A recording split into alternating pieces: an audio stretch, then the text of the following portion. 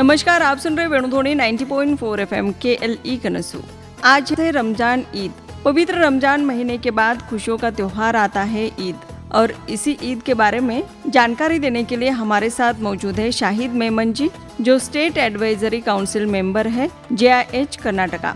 उनको हम सुनेंगे और इस शुभ अवसर पर हम आप सभी को दिल से ईद मुबारक देते हैं। तो चलिए सुनते शाहिद मेमन जी को। आप सुन रहे वेणुध्वनि 90.4 FM KLE कनसू। सारी प्रशंसा, सारी तारीफ अल्लाह के लिए, ईश्वर के लिए, जो मेरा, आपका, हम सब का पैदा करने वाला है और जो अकेला इस जगत का शासक, सम्राट और सृष्टिकर्ता है। अल्लाह की, ईश्वर की दया और करुणा हो उन महान आत्माओं पर जो हर युग में, हर ज़माने में इंसानों को सीधी राह दिखाने के लिए आते रहे। और सबसे अंतिम में अल्लाह की, ईश्वर की दया और करुणा हो पैगंबर मोहम्मद सल्लल्लाहु अलैहि वसल्लम पर, जो ईश्वर के आखिरी दूत बनकर, सारे इंसानों के मार्गदर्शक बनकर इस दुनिया में आए। आदरणीय भाइयों और बहनों, रमज़ान ईद के शुभ अवसर पर आप सबको बहुत बहुत शुभकामनाएं। रमज़ान का महीना दरअसल कुरान का महीना है। आज मैं आपके सामने रमज़ान के संदेश कुरान के माध्यम से रखना चाहूँगा। पवित्र कुरान वह संदेश है जो पैगंबर मोहम्मद सल्लम के द्वारा इस दुनिया में भेजा गया। स्वयं ईश्वर कुरान में कह रहा है कि रमज़ान वो महीना है जिसमें कुरान को भेजा गया। ये सारी मानव जाति के लिए मार्गदर्शन है। इसकी शिक्षा बड़ी सरल और स्पष्ट है, और ये ऐसी किताब है जो सत्य और असत्य में पहचान बताती है। कुरान में ये भी कहा गया, मानव को संबोधित करते हुए, कि कहो हमारा प्रभु और पालनहार तो वो है जिसने हर चीज को उसका रूप दिया और फिर उसे मार्ग दिखाया।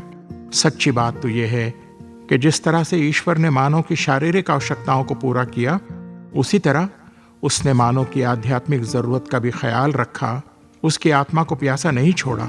पवित्र कुरान में कहा गया, ऐ लोगों, तुम्हारे पास ईश्वर की ओर से एक प्रकाश, एक स्पष्ट किताब आ गई है, जिसके द्वारा ईश्वर उन लोगों को जो उसकी प्रसन्नता प्राप्त करना चाहते हैं, शांति के मार्ग पर चलाता है, अंधकार से निकालकर प्रकाश में ले आता है और उन्हें सीधा रास्ता दिखाता है। वास्तविकता में इंसान कितना ही महान क्यों न हो, कितना भी बड़ा ज्ञानी क्यों न हो, वो कुछ अच्छी बातें तो निश्चित रूप से बता सकता है, लेकिन सत्य का मार्ग और सीधा रास्ता तो वही बता सकता है जिसने हमको पैदा किया, जो हमारे स्वभाव और हमारे नेचर को अच्छी तरह जानता है, जो ये भी जानता है कि हमारे लिए क्या अच्छा है और क्या बुरा है, जो हमसे बहुत प्रेम करता है और हमारी भलाई चाहता है। पवित्र कुरान की महिमा और महत्व बताने के बाद ईश्वर मानव को संसार के सबसे बड़े सत्य की ओर ले चलता है, और वो सत्य यह है कि इस जगत का शासक, सम्राट और सृष्टिकर्ता एक अल्लाह है, ईश्वर है। कुरान में स्वयं ईश्वर अपना परिचय यूं कराता है, कहो कि अल्लाह एक है, सब उसके मोहताज हैं, उस पर डिपेंडेंट है, वो किसी का मोहताज नहीं, न उसकी कोई संतान है न वो किसी की संतान है, और उसका इक्वल और उस जैसा इस पूरे जगत में कोई नहीं। एक ईश्वर की कल्पना को कुरान में बहुत ही रैशनली और लॉजिकली समझाया गया। कुरान कोई डॉगमा, डॉक्ट्रिन या अंधविश्वास की किताब नहीं है। मानव को बार बार और जगह जगह कुरान में प्रेरणा दी गई, मोटिवेट किया गया कि वो अपने विवेक और बुद्धि का उपयोग करें, अपने भीतर पहुंचकर चिंतन करें, मंथन करें और अपने प्रभु का ज्ञान प्राप्त करें। ईश्वरीय ज्ञान से ही आत्मज्ञान प्राप्त होता है, और ये ज्ञान सबसे प्रथम ज्ञान है। ये ज्ञान न हो तो फिर मानव जीवन अंधकार में रहता है। इसीलिए कहा गया कि तुम ईश्वर की बनाई हुई सुंदर प्रकृति को नहीं देखते, कि हर जगह तुम्हें ईश्वर की लीला और रचना नजर नहीं आती? क्या बात है, तुम सोचते नहीं? पवित्र कुरान इस बात को भी स्पष्ट करता है कि ये सारा ब्रह्मांड, ये पूरा जगत उसके रचिता और पैदा करने वाले के आगे झुका हुआ है, उसके आगे समर्पित है। ये जगत का कण कण एक ही कानून में बंधा हुआ है। ये कानून ईश्वर का दिया हुआ कानून है। ये इस बात को स्पष्ट करता है कि इस जगत का सृष्टिकर्ता वो भी एक है, अनेक नहीं। पवित्र कुरान में कहा गया, यदि आकाश और धरती में एक ईश्वर के सिवा और भी ईश्वर होते तो आकाश और धरती दोनों की व्यवस्था बिगड़ जाती। पवित्र कुरान में फिर कहा गया, क्या ये लोग ईश्वर को छोड़कर किसी और के आगे समर्पित होना चाहते हैं, जबकि आकाश और धरती में जो कुछ है वो सब चाहे न चाहे ईश्वर की आज्ञा का पालन कर रहे हैं और उसी की तरफ सबको लौटना है। हकीकत में इस्लाम शब्द 2 शब्दों से बना है, सिल्म और सलम। सिल्म का मतलब है समर्पित होना और सलम का मतलब है शांति। वास्तविकता में ईश्वर के आगे समर्पण होने से ही मानव को सच्ची शांति प्राप्त हो सकती है। मानव जीवन अपने प्रभु के साथ और पूरे ब्रह्मांड, इस पूरे कॉस्मोस के साथ हार्मोनाइज हो जाता है। ये पूरा जगत उसके संग संग चलने लगता है। मानव जीवन फ्लावर और ब्लॉसम होता है, प्रगति और उन्नति प्राप्त होती है। कुरान का जो केंद्र विषय है वो मानव है। मानव को अलग अलग प्रकार से ये समझाया गया कि देखो तुम्हारी भलाई किस में है और तुम्हारा नुकसान किस में है, और फिर निर्णय मानव पर छोड़ दिया गया, उस पर कोई जबरदस्ती नहीं की गई। पवित्र कुरान में कहा गया, सत्य तुम्हारे पालन और पालनहार की ओर से है, अब जो चाहे स्वीकार कर लो, जो चाहे इनकार कर लो। मानव को यह भी समझाया गया कि देखो ईश्वर अपने बंदों से बहुत प्रेम करने वाला है, दया करने वाला, क्षमा करने वाला है। कुरान मानव को आमंत्रित करता है कि आओ और अपने प्रभु से नाता जोड़ लो।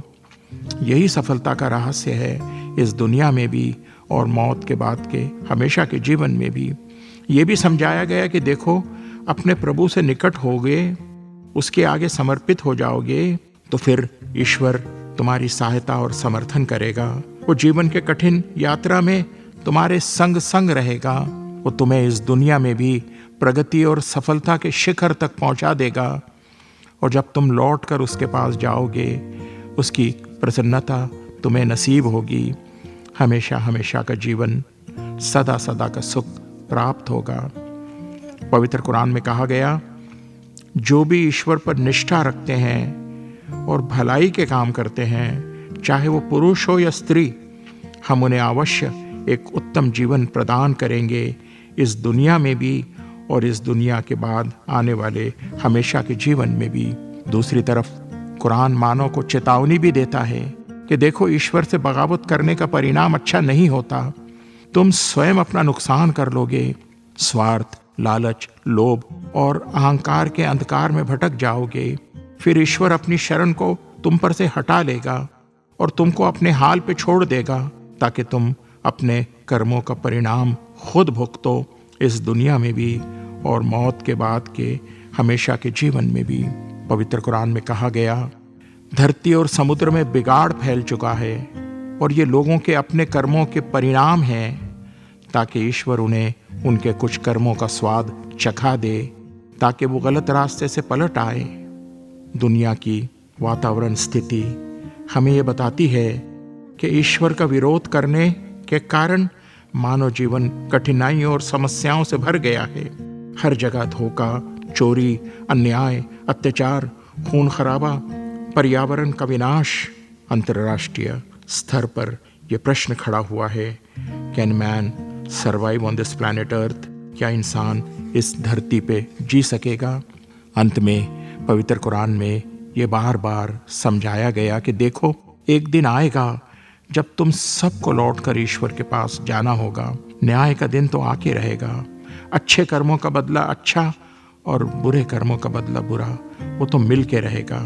चाहे वो एपिस्टन फाइल्स हो या विकीलीक्स के एक्सपोजर्स हो, व्यक्तिगत रूप में अगर किसी ने अत्याचार किया है या फिर नेशन और राष्ट्रों ने अगर अत्याचार, खून खराबा और दुनिया में धांधली की है, तो फिर इस जगत के शासक और सृष्टिकर्ता के सामने न्याय के लिए उन्हें प्रस्तुत किया जाएगा और न्याय तो होके रहेगा। ईश्वर दयावान है और न्याय दया का अंग है। न्याय के बिना दया असंभव है। ये एहसास और ये चेतना जब इंसान के मन और हृदय में जागृत होती है कि मुझे लौटना है मेरे प्रभु के पास और अपने कर्मों का हिसाब देना है, तो फिर इंसान हकीकत में इंसान बनता है। ऐसा इंसान जिस पर सारी मानवता को गर्व होता है। ऐसे अच्छे इंसानों से अच्छा समाज बनता है और अच्छे समाज ही से अच्छा राष्ट्र बनता है। रमज़ान के 30 दिन के रोज़ों के माध्यम से ये ट्रेनिंग दी जाती है, ये शिक्षा दी जाती है कि कैसे हम अपने प्रभु के साथ अपने संबंध को मजबूत कर लें, कैसे हम पग पग पर और जीवन के हर मोड़ पर ईश्वर के भेजे हुए मार्गदर्शन को फॉलो करें, कैसे उसकी आज्ञा का पालन करें, उसके इच्छा अनुसार जीवन बिताएं, कैसे एक भले मानस बनकर, एक जिम्मेदार व्यक्ति बनकर दुनिया में जिए, कैसे हमारा जीवन वरदान बने सारी मानवता के लिए, सारी सृष्टि के लिए। लेकिन ये उस वक्त होगा जब हम रोजे की आध्यात्मिकता को और उसकी स्पिरिट को समझकर रोजा रखें, वरना फिर रोजा भी एक रिचुअल बन जाता है। यही रमज़ान का संदेश है, यही रमज़ान की शिक्षा है। Thank you.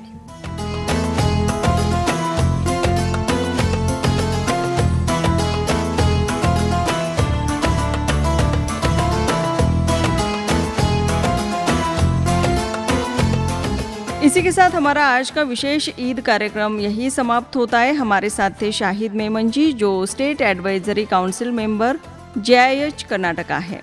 आप सुनते रहे हमारा रेडियो KLE वेणुध्वनि 90.4 FM। ईद मुबारक। धन्यवाद।